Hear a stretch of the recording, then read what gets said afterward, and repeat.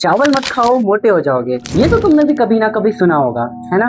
पर क्या ये एक ट्रुथ है या सिर्फ एक मिथ है, या फिर इसमें कुछ सच्चाई छुपी हुई है?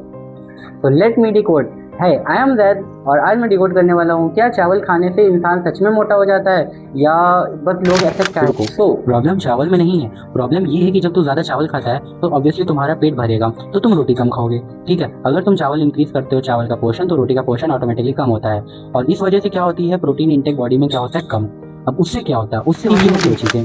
ठीक है, पहली चीज ये होती है कि जब बॉडी को प्रोटीन नहीं मिलता तो वो भूखा रहता है और ज्यादा कैलोरीज खा लेता है, क्योंकि भूख लगती है, और भूख को मेंटेन करने के लिए प्रोटीन की जरूरत होती है। प्रोटीन तुम खा नहीं रहे हो तो फिर वो क्या कर रहा होती है, प्रोटीन की कमी आ जाती है, जिसको हम कहते हैं साइंस में प्रोटीन लेवरेज हाइपोथेसिस। सिर्फ 2011 की पबमेड स्टडी नहीं कह रही है यार। हिप्पोक्रेट्स, वो ग्रीक डॉक्टर जिसे पूरी दुनिया फादर ऑफ मेडिसिन के नाम से जानती थी, उन्होंने 460 बीसी में कहा था कि हर इंसान के लिए अलग अलग डाइट चाहिए, बैलेंस चाहिए, सिर्फ एक चीज से ज्यादा मत खाओ।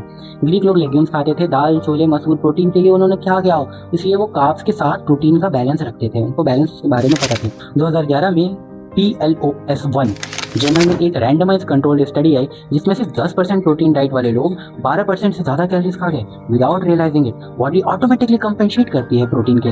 और दूसरी चीज, अगर ये प्रोटीन की कमी ज्यादा टाइम तक चले तो बॉडी में एक और चीज होती है, प्रोटीन ब्लड में एक प्रेशर मेंटेन करता है जिसको कहते हैं ऑनकोटिक प्रेशर, जो कि हम मेडिकल साइंस में पढ़ते हैं, जो पानी को वेसल्स के अंदर रोकती है। यानी कि प्रोटीन कम हुआ, ये प्रेशर गिरा देता है।